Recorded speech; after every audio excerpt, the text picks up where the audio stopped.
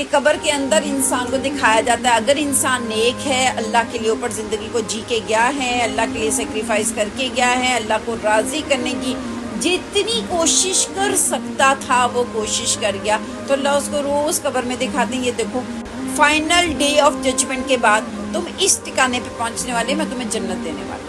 اور اگر وہ انسان جہنمی ہے، اس نے رب کی ناراضگی کی ہے، اور پھر اس کو وہ سین دکھائے جاتے ہیں اور اس کی جھلک دکھائی جاتی ہے کہ یہ ہیں وہ برا ٹھکانہ جہاں پہ تم محشر کے بعد پہنچنے والے ہو، اور پھر جیسا انسان کا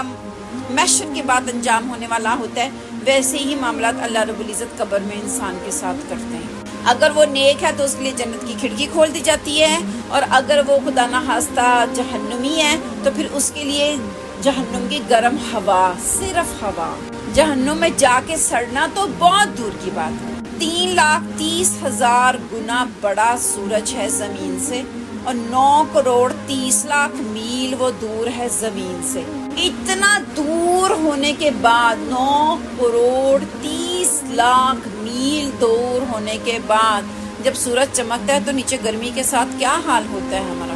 ابھی یہاں بہت اختیار ہے، ہم اندر جاتے ہیں، باہر جاتے ہیں، ٹھنڈا پانی پیتے ہیں، کوئی اے سی چلاتا ہے، کوئی پنکھا چلاتا ہے، کوئی کچھ کرتا ہے اور کوئی کچھ کرتا ہے، اس کے باوجود گرمی برداشت نہیں ہوتی۔ ہم اس میں سٹپٹائے پھر رہے ہوتے ہیں، بن بنائے پھر رہے ہوتے ہیں۔ ہم جنرلی یہ جملے بولتے ہیں گرمی سے کچھ سمجھ نہیں آ رہی، عقل میری کام نہیں کری، دماغ میرا کام نہیں کرنا، مجھے گرمی بہت لگ رہی ہے۔ ان تمام اختیارات کے باوجود کہ میں ٹھنڈا پانی پی سکتی ہوں، میں پنکھے کے نیچے بیٹھ سکتی ہوں، میں ایک چھاؤں میں بیٹھ سکتی ہوں، ابھی میرے پاس بہت اختیار ہے، اس کے باوجود گرمی میری مت مار دیتی ہے اور مجھے کچھ سمجھ میں نہیں آتا۔